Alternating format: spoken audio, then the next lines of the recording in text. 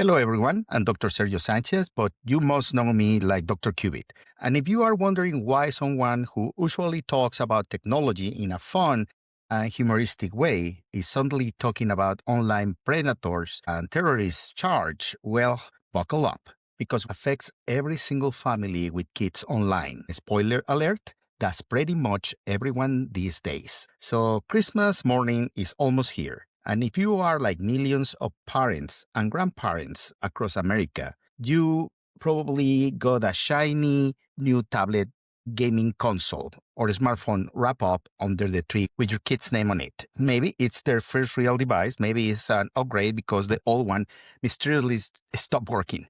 Either way, you are about to hand your child the keys to the entire internet. No pressure, right? There is the thing. While you are imagining your kid building Pixmon villages in Minecraft or designing their dream world in Roblox, there are people out there imagining something very different.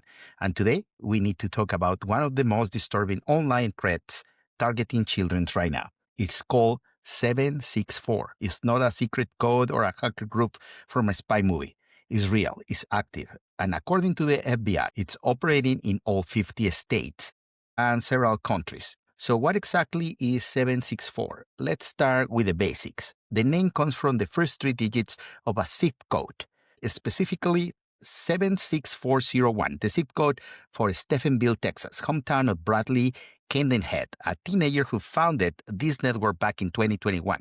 Camden Head, by the way, is now serving an 80 years prison sentence. He started this whole thing on Discord, which is basically a chat app for that gaming slot because you can talk, share screens, and build communities around your favorite games. But 764 or 764 isn't a game, it's what the Department of Justice calls a network of nihilistic violent extremists. That's fancy legal language for people who want to tear down society just for the sake of chaos. No political agenda, no manifesto, just destruction, violence, and harm as the end goal. Here's how it works. Members of 764 target kids, usually between age of 9 to 17, through platforms like Roblox, Minecraft, Discord, and Snapchat. They pretend to be other kids. They are patient, they are friendly, and they build trust over weeks or even months. Then, once they got that trust, they start asking for inappropriate photos or videos. And the second a child sends something,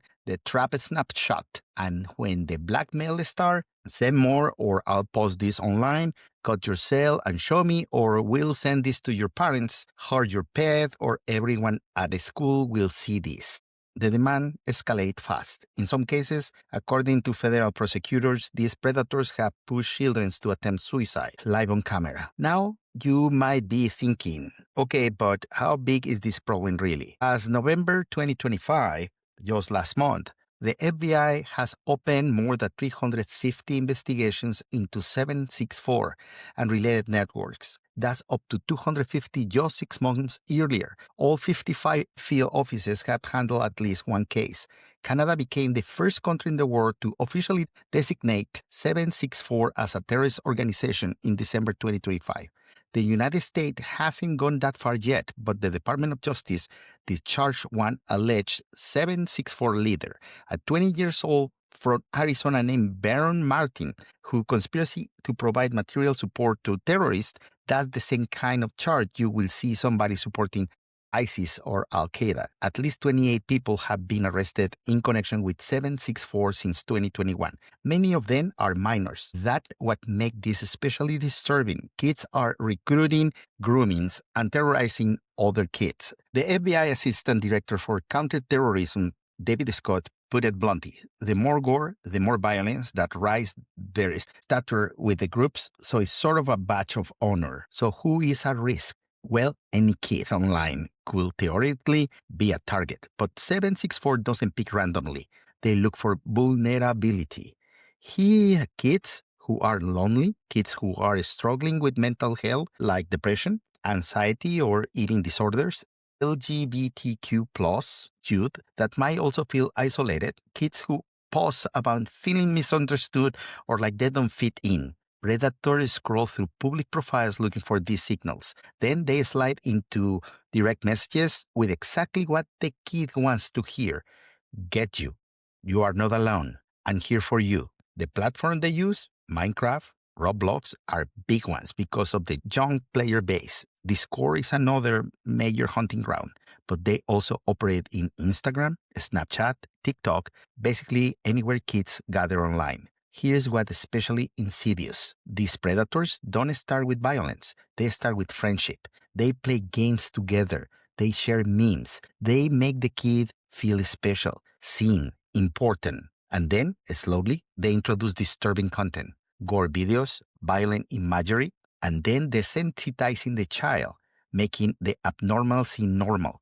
By the time they ask for something inappropriate, the child's sense of what is okay has already warped. All right, so what should parents be watching for? First, behavioral changes. If your kid suddenly became secretive about their phone or computer, that's a red flag. If they are staying up really, really late gaming or chatting, especially if they are hiding the screen when you walk by, pay attention. Mood swings and irritability can be normal teen stuff, but if it's paired with withdrawal from friends and family or a sudden drop in school performance, dig deeper. Look for obsession with a new online friend. Kids will talk about their gaming buddies, but if your child is constantly mentioning someone you are never met, someone who gets them in a way no one else does, that's worth a conversation. Physical signs matter too. Unexplained cuts, bruises, or marks, especially if your child is evasive about where they came from. If you find images or symbols related to 764, often satanic or neo-Nazi imagery, skulls, gore-themed content, is an immediate cause for concern. Okay, deep breath.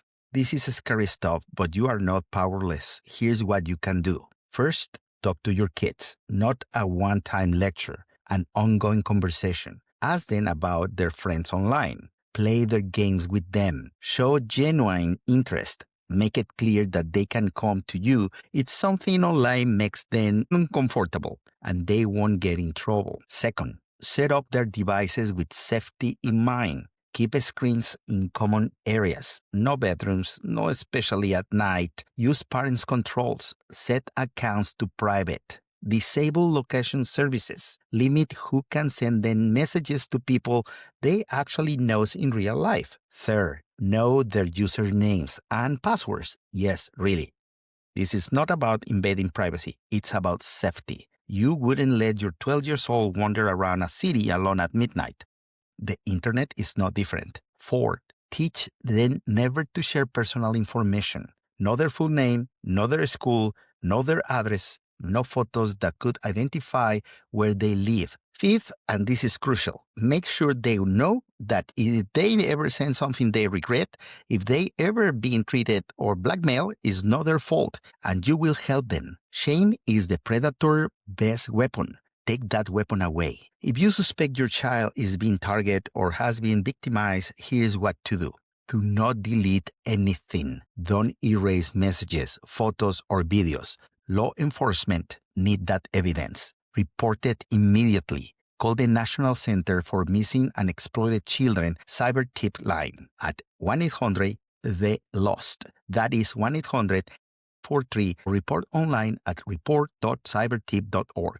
You can also contact your local FBI field office. If your child is immediately in danger, call 911 first. Then follow up with MCMEC. Look, the internet isn't going anywhere. Gaming isn't going anywhere. And frankly, both can be wonderful things for kids when used safely. But we have to go into this with your eyes open. So this Christmas, along with that new device, give your child the gift of digital literacy, open communication, and the knowledge that you are there for them no matter what. Stay safe out there, everyone, and Merry Christmas.